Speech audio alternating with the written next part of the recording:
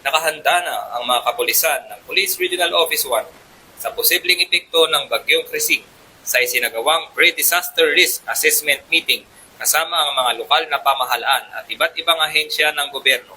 Tiniyak ng Police Regional Office 1 na nakaalerto na ang kanilang mga tauhan upang magsagawa ng rescue operations, traffic management at seguridad sa mga evacuation center.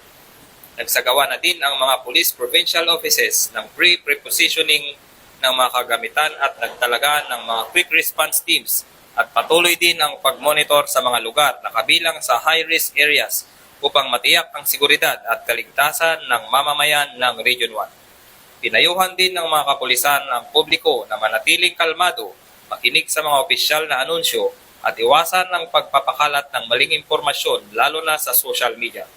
Patuloy ang koordinasyon ng Police Regional Office 1 sa mga Disaster Response Unit, Department of Social Welfare and Development at Office of Civil Defense upang matiyak ang mabilis na pagbibigay ng tulong sa mga maapektuhan na residente.